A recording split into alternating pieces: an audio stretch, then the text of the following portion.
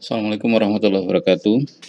Teman-teman sekalian, kita ke depan akan mengembangkan beberapa aplikasi yang itu akan disupport oleh sebuah API yang kita buat cukup besar.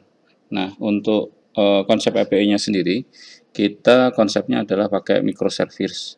Sehingga dengan konteks microservice itu, maka diperlukan adanya sebuah API gateway. Nah, yang API gateway itu mengorkestrasi atau bisa menjadi entry point bagi service atau microservice kita yang banyak tadi ke dalam satu titik.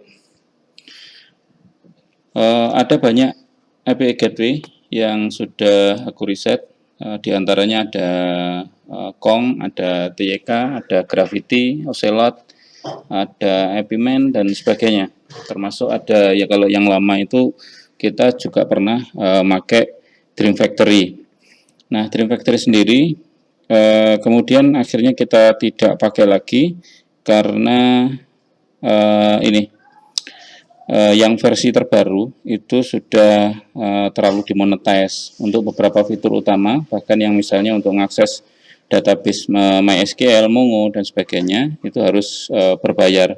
Sehingga kalau kita kemudian tetap menggunakan Dream Factory, nanti khawatirnya kita akan terbatas dengan limitasi dari Dream Factory itu sendiri. Baik, untuk yang sudah tak buatkan, ini contoh kita akan membuat sebuah sistem namanya Notebook. Masih belum apa-apa sih pada tahap awal ini. Jadi nanti alamatnya akan ada di sini di mynotebook.com. Terus kemudian dari sini nanti orang ngeregister dan sebagainya. Bentar kok lama. Jadi ini belum jadi ya Rek ya. Jadi konsepnya dulu aja. Jadi ininya, logonya juga masih dibuat, konsep sistem dan sebagainya. Baik, untuk API-nya sendiri kita akan mengorkestrasi, akhirnya tak pilih gravity.io. Ada beberapa pertimbangan sih. Jadi ada beberapa pertimbangan kenapa kok pakai Gravity. Jadi pertama setelah dicoba-coba kok yang cocok ini gitu ya. Jadi secara umum garis besarnya kayak gini. Ini ada tiga bagian, nanti kita bagi. Ada aplikasi yang teman-teman akan buat. Ini sebagai consumer API-nya. Kemudian ada platform yang di sini ada dua bagian besar. Pertama APIM ya, API Management sama AM, Access Management. Kalau APIM ini yang nangani registrasi untuk API, ngatur limitnya dan sebagainya. Kalau yang AM ini untuk mengatur peraturan tentang login, otorisasi dan sebagainya. Jadi setiap microservice nanti sudah tidak perlu lagi ngurusi menangani misalnya otorisasi dan sebagainya. Jadi sudah ditangani oleh API Gateway ini. Nah, setelah dari API Gateway, tadi aplikasinya teman-teman, akses API Gateway, itu akan diteruskan ke API yang microservice tadi. Jadi dari microservice banyak tadi, ini adalah bagian yang dikembangkan oleh teman-teman. Nanti untuk API-nya sendiri, kita akan lebih banyak menggunakan ini. Jadi setelah ngeriset juga, banyak framework API menggunakan Python itu banyak sekali. Jadi ada Django yang RESTful, terus kemudian ada Flex dan sebagainya. Tapi untuk microservice itu ada beberapa yang spesifik. Misalnya dia ada namanya Namiko, terus kemudian ada EV dan seterusnya. Nah, kita menggunakan dua itu, nanti akan tinggal sesuaikan dengan kebutuhannya. Jadi kita tidak mengacu hanya di satu, benar-benar satu aja, tapi kita akan melihat best practice-nya seperti apa, supaya hasilnya nanti benar-benar maksimal. Baik, untuk ini sendiri, aplikasi MPE, Gateway, nah ini kita sudah setkan. Jadi contohnya, kita tunjukkan yang dari manajemennya ya. Jadi manajemen di sini, ini aku mengakses manajemennya, administrasinya, itu mulai ngatur dari masalah API-nya, terus kemudian application yang akan ngakses apa aja, ini per user nanti bisa bikin aplikasi-aplikasi, terus kemudian juga nanti akan dari sini langsung kita bisa melihat performance dari API-API kita, kecepatannya, aksesnya, dan sebagainya. Nah, yang ini yang tidak ada di Dream Factory ya. Jadi fitur ini tidak ada di Dream Factory, mungkin ada, tapi yang versi Gold misalnya ya, ada atau versi berbayarnya yang ini. Nah, ini settingnya cukup komplit. Ini yang APIM tadi, yang API Management. Itu settingnya kita bisa ngatur headernya gimana, kualitinya gimana, termasuk misalnya dalam konteks sebuah API sendiri, kita bisa ngatur mulai dari informasi umumnya, kita mau start stop, mau dipublish, mau di unpublish dan sebagainya juga bisa. Termasuk misalnya kita membuat plan, jadi berlangganan. Jadi API kita itu sebenarnya bisa juga dibuat untuk berlangganan. Jadi kita open ke pihak eksternal, terus kemudian mereka mengakses dengan batasan yang sudah kita tentukan. Nah, termasuk misalnya batasan, oh ini 1000 call per hari misalnya, dibatasi 1000 aja. Setelah itu sudah tidak bisa, gagal gitu ya, unauthorized gitu. Terus kemudian untuk subscription-nya juga ini ya, user atau aplikasi-aplikasi yang mensubscribe ini apa API kita, nanti kita juga bisa lihat termasuk performance dari masing-masing aplikasi tersebut. Terus juga ada informasi untuk tutorial dan sebagainya yang ini bisa kita tambahkan sendiri. Misalnya buat folder buat apa, termasuk bisa buat markdown ya, dari markdown tutorial untuk tutorial, untuk informasi apa, ataupun misalnya kita impor dari Swagger ya. Jadi dari yang API-nya Swagger itu kita speknya bisa langsung pasang pengaturan-pengaturan yang lain, misalnya membernya, terus kemudian ini mau ditransfer ke siapa dan sebagainya. Nah, di API ini juga yang kita bisa atur adalah masalah ini entry point, pengaturan course-nya, kita mau batasi bisa diakses dari mana aja, lebih fleksibel, dan ini sifatnya per aplikasi. Terus ada ini deployment-nya, kita misalnya mau buat staging ya, untuk dev, untuk yang production dan sebagainya bisa. Responnya juga banyak, endpoint-nya ini kita nah endpoint ini bisa konteksnya gini. Jadi kita punya sejumlah endpoint, misalnya nambah. Ini contoh kalau jadi ketika mengakses ini akan diakseskan ke anggap aja ini API internal ya. Ini kan masih yang API eksternal ceritanya. Ternyata internetku cukup lemot. Oke, intinya nanti akan menghasilkan sebuah set JSON untuk data ya.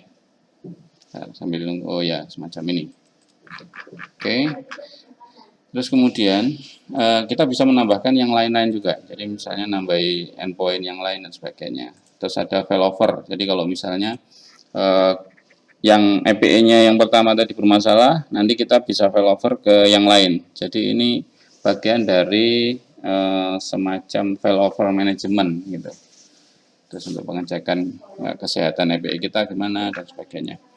Terus pengaturan yang ini misalnya ada policy kita mau atur tambahi mengatur masalah APK-nya gimana, charge-nya gimana. Misalnya kita mau pasang JWT ya untuk security-nya. IP filtering misalnya mau boleh diakses dari IP mana saja, atau misalnya mau dipasang OAuth misalnya untuk login ke Facebook, Twitter dan sebagainya, ini juga bisa. Ada rate limit yang tadi ya, terus kemudian dan seterusnya, masih banyak lagi fiturnya. Sini analisis yang tadi per APA ini, kalau yang di depan tadi, yang di sini, ini untuk analisis semuanya. Kalau yang ini, analisis khusus per APA, jadi enak sekali. Kita per APA, kita bisa pantau performanya dan sebagainya. Ini juga bisa kita audit, misalnya ada yang ada update, ada dan sebagainya. Nah, notifikasi juga ada ini. Kalau kita misalnya mau ketika ada yang API-nya expired, nah nanti bisa notif email ke developer ya dan sebagainya. Ini banyak. Ketika ada yang new support, ada start dan sebagainya. Banyak fiturnya. Ini template-templatenya juga banyak. Jadi misalnya untuk ini bisa diatur. Nah ini tutorialnya cukup lengkap. Nanti berikutnya aja. Nah penggunaannya bagaimana? Ini dari back end, dari front end semacam ini. Oke, dari front end nanti ceritanya teman-teman bisa mengakses ke sini, ke API Manager, .mynobox.com. Terus kemudian dari sini nanti bisa lihat API Gallery-nya. Nanti yang kita sudah publish dari tim developer yang back-end akan muncul di sini untuk bisa dilihat oleh teman-teman bagian front-end. Nah, yang bagian front-end ini nanti tinggal subscribe aja. Misalnya contoh, ini karena belum login ya, maka belum ada subscribe-nya. Kita akan coba loginnya misalnya pakai yang ini aja, ini level user. Nah, kalau sudah muncul gini, ini kita bisa melihat, oh ini API-nya apa nih, temanya, siapa yang bikin atau yang bertanggung jawab, terus kemudian plan-nya apa aja, jadi paketannya nih, silver, gold, platinum misalnya, jadi bisa diatur. Terus informasi misalnya yang tadi pack yang kita buat markdown tadi, contohnya hasilnya kayak gini. Nanti ada mau nambah lagi pack yang lain, nanti ada listnya di bawahnya sini. Terus ada support juga kalau misalnya teman-teman bagian front end, pengembang front end ada kendala, itu bisa report di sini. Misalnya aplikasinya yang mana yang sedang develop untuk di report. Oh ini misalnya ada bug di bagian apa atau kekurangan masukan dan sebagainya. Oke, kita akan coba mengakses untuk berlangganan yang silver ya. Kita subscribe. Nah, setelah kita subscribe nanti yang silver, terus ini aplikasi mana yang akan akses. Misalnya ini masih ada satu aplikasi, maka kita pilih yang ini aja contoh. Subscribe. Nah, setelah di subscribe, ini langsung bisa ada ini. Kita dikasih API key. Jadi karena tadi security-nya kita tentukan pakai API key. Tapi kalau misalnya kita tentukan di belakang itu pakai JWT dan sebagainya, ya nanti di sini ada informasi untuk akses ke JWT-nya. Baik, nah dari sini kita bisa tinggal copy aja, mau dijalankan misalnya, oke, misalnya kita jalankan di sini, nanti hasilnya kayak gini. Atau kita jalankan di contoh ini JURL yang punyanya apa? Nih, di tes online lah ya misalnya.